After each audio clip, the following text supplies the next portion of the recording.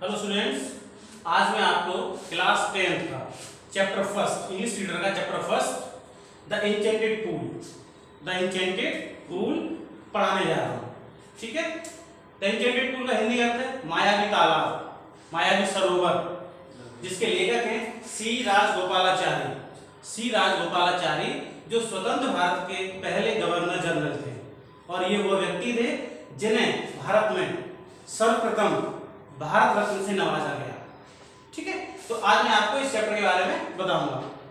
देखिए, इस चैप्टर की स्टार्टिंग है युधिष्ठिर अपने भाइयों की व्याकुलता से ये प्रतीक्षा कर रहे हैं कि उनके भाई जो पानी की खोज में गए हुए थे, काफी देर होने के बाद भी नहीं लौटे। तब उन्हें आभास हुआ कि जरूर मेरे भाइयों के साथ कुछ ऐसी अनहोनी हो गई है जिसकी वजह से इतनी देर के बावजूद वे अभी तक नहीं लौटे थे, क्योंकि उन्हें भी प्यास बहुत ज्यादा लग रही थी। तो इस व्याकुलता को देखते हुए उन्होंने प्यास को छोड़ते हुए, प्यास की व्याकुलता को इग्नोर करते हुए वे अपने भाइयों को ढूंढने उसी दिशा में चले गए जिस दिशा में उनके भाई पानी की खोज में गए थे। ठीक है, आगे क्या होता है, जब वे एक ऐसे रास्ते से गुजरते हैं,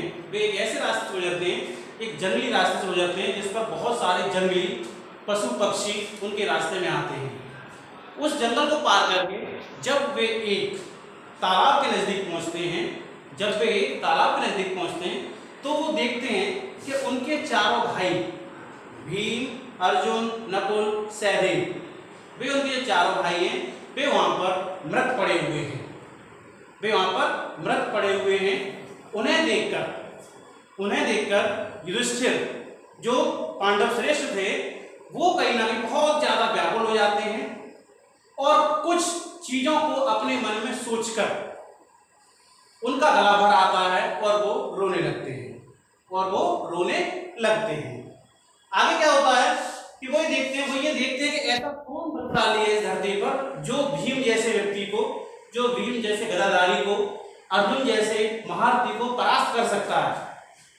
लेकिन इन सब चीजों को सोच रहे थे, लेकिन उन्हें इसके साथ साथ प्यास भी बहुत तेज लग रही थी। तो वे अपनी प्यास को बुझाने के लिए जैसे ही उस तालाब के नजदीक उतरते हैं, तभी अचानक उन्हें एक अदृश्य आवाज सुनाई देती है। एक बॉडीलेस, वे एकदम ठहर जाते हैं और उधर आवाज, जो एक अदृश्य आवाज थी, उधर से एक बात कही जाती है। वो ये कहते हैं कि ठहर जाओ युधिष्ठिर, तुम्हारे भाइयों ने मेरी बात को नहीं सुना, इसीलिए उनका ये हाल है।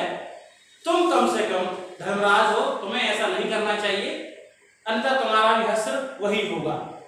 युधिष्ठिर तनिक क्षण में ही समझ जाते हैं कि ये जो अदृश्य आवाज है वो किसकी है और मेरे भाइयों ने इस पर ध्यान नहीं दिया होगा और इसीलिए मेरे भाई आज इस अवस्था में पड़े हुए हैं। युधिष्ठिर तुरंत ही समय गवाए उस अदृश्य आवाज से कहते हैं कि आप जो भी हो मेरे सामने प्रकट हो, या मुझे जो भी मेरे भाइयों से गलती हुई हो आप मुझे उसके बारे में बताएं। तब जो एक अदृश्य आवाज है, जो यक्ष के रूप में है, वे कहते हैं कि तुम्हारे भाइयों ने मेरे प्रश्नों का जवाब नहीं दिया और इस तालाब का पानी वही पी सकता है जो मेरे प्रश्नों के जवाब दे सकता है। तब युधिष्ठिर कहते हैं कि आप महात्मन, आप अपने प्रश्न को कीजिए, मैं आपको उत्तर देने का प्रयास करूंगा। तो कुछ प्रश्न जो उस समय ये यक्ष के द्वारा पूछे गए, वो यहाँ पर कुछ आपको मैं दिखाना चाहूंगा। The voice put many questions, यानी जो आवाज थी उसने बहुत सारे प्रश्न करना एकदम क्या कर दिए, शुरू कर दिए। पहला उन्होंने प्रश्न पूछा, what rescues man in danger. यक्ष ने एक अदृश्य आवाज, जो यक्ष के रूप में, उन्होंने पहला प्रश्न पूछा कि मनुष्य, यानी जब मनुष्य संकट में होता है तो उसकी रक्षा कौन करता है? जब मनुष्य संकट में होता है तो उसकी रक्षा कौन करता है? तो युधिष्ठिर ने बड़े ही सहनशील होते हुए जवाब दिया कि महाराज, करेज, साहस। ठीक है, फिर तुरंत दूसरा प्रश्न निकल के आया, what is more faded than dried straw. एक प्रश्न पूछा गया कि सूखे हुए तिनके से भी ज्यादा मुरझाया हुआ क्या होता है? सूखे तिनके से भी ज्यादा मुरझाया हुआ क्या होता है? जवाब मिला सॉरो स्ट्राइकन हार्ट, एक हृदय जो पीड़ा से व्यथित है, एक हृदय जो पीड़ा से क्या है? व्यथित है, वो एक सूखे तिनके से भी ज्यादा मुरझाया हुआ होता है।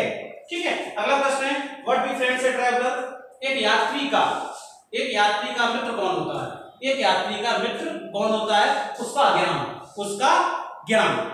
जिसने जवाब दिया उसका ज्ञान। ठीक है, अगला प्रश्न पूछा गया which is the biggest vessel, जवाब दिया जिसने अर्थ। उन्होंने कहा कि पृथ्वी सबसे बड़ा पात्र है। पृथ्वी क्या है? सबसे बड़ा पात्र है जो अपने आप में सबको समेटे हुए है, जो अपने आप में सब चीजों को समेटे हुए है। एक पूछा गया प्रश्न के द्वारा who is the friend of one who stays at home, एक मित्र बताइए, एक व्यक्ति जो घर पर ठहरता है, जो उन्होंने पूछा कि जो घर पर ठहरता है उसका मित्र कौन होता है? तो जिसने जवाब दिया द वाइफ, उसकी पत्नी। ठीक है, अगला प्रश्न पूछा गया what is that by giving up which man become solo all, ऐसी कौन सी वस्तु है, ऐसी कौन सी चीज है जिसके छोड़ देने से मनुष्य सबका प्रिय हो जाता है? ऐसी कौन सी वस्तु है, ऐसी कौन सी चीज है जिसके छोड़ देने से मनुष्य क्या हो जाता है? सबका प्रिय हो जाता है। युधिष्ठिर ने बहुत ही अच्छा जवाब दिया प्राइड। क्या दिया? अहंकार, यानी मनुष्य का अहंकार। अगर मनुष्य अपने अहंकार करना छोड़ दे तो वो स्वतः ही सभी लोगों का प्रिय हो जाता है। उन्होंने अंत में जाकर एक प्रश्न पूछा what is the greatest wonder of the earth, यानी पृथ्वी का सबसे बड़ा आश्चर्य क्या है? उन्होंने जानना चाहा पृथ्वी का सबसे बड़ा आश्चर्य क्या है। युधिष्ठिर ने बहुत अच्छा जवाब दिया कि इस पृथ्वी का जो सबसे बड़ा आश्चर्य है, जो अजूबा है, वो ये है कि प्रतिदिन मानव लोगों को मृत्यु के द्वार पर जाते हुए देखता है, या जब व्यक्ति की मृत्यु हो जाती है तो उसका इस लोक से हमेशा के लिए क्या हो जाता है? नाता टूट जाता है। लेकिन फिर भी जो लोग जीवित हैं वो हमेशा जीवित रहने की क्या करते हैं? लालसा रखते हैं। यानी सबको पता है कि हम सभी को एक दिन इस पृथ्वी से जाना है, लेकिन फिर भी जो लोग रह जाते हैं पीछे वे हमेशा ये लालसा रखते हैं कि हम लंबे समय तक जीते रहें। ऐसे बहुत सारे प्रश्न जब यक्ष के द्वारा युधिष्ठिर से पूछे गए तो युधिष्ठिर से यक्ष बहुत ज्यादा प्रसन्न हुए। अब उन्होंने जानना चाहा कि आप क्या युधिष्ठिर, मैं आपके प्रश्नों के जवाब से बहुत ज्यादा प्रसन्न हूँ। अब मैं चाहता हूँ कि आप किसी एक अपने भाई को जीवन दान के लिए कहें। तो युधिष्ठिर ने तनिक सोच के उन्होंने जवाब दिया कि मैं अपने छोटे भाई नकुल को जीवित कराना चाहूंगा। मैं अपने छोटे भाई नकुल को जीवन दान दिलाना चाहूंगा। इस पर यक्ष बहुत ज्यादा आश्चर्य हुए और उन्होंने युधिष्ठिर से पूछा कि हे धर्मराज, आप ये बताएं मुझे कि वो भीम आपका सबसे प्रिय है जो आपकी रक्षा करता है, एक आपका भाई अर्जुन है जो गांडीवधारी है, आपने इन दोनों की अपेक्षा नकुल को क्यों जीवन दान दिलाया? मैं इसके बारे में जानना चाहूंगा। तो युधिष्ठिर ने बहुत ही शांत लहजे में और एक पारदर्शिता का जवाब देते हुए कहा कि हे राजन, मैं अपनी मां कुंती का एक जीवित पुत्र हूं, तो मैं चाहता हूं कि मेरे पिता की जो दूसरी पत्नी थी, मेरी जो दूसरी मां थी माद्री, उसका भी कम से कम एक पुत्र जीवित रहेगा तो कम से कम जो तराजू है न्याय का तराजू है वो एक समान रहेगा, या दोनों पड़ले एक समान रहेंगे। इससे क्या होगा कि जो न्याय की जो स्थापना है वो आगे के लिए स्थापित हो जाएगी। इसलिए मैंने राजन अपने छोटे भाई नकुल को जीवित करने के लिए आपसे चाहता हूं, यानी मैं चाहता हूं कि आप मेरे छोटे भाई को जीवन दान दें। इस पारदर्शिता से यक्ष जो यमराज थे, लॉर्ड ऑफ डेथ, वो बहुत ज्यादा प्रसन्न हुए और उन्होंने युधिष्ठिर के सभी भाई, चारों भाइयों अर्जुन, भीम, नकुल, सहदेव, चारों को जीवन दान दे दिया। चारों क्या दे दिया? जीवन दान दे दिया। और युधिष्ठिर को आशीर्वाद देकर वो जो अदृश्यवास थी वो हमेशा के लिए अंतर्ध्यान है।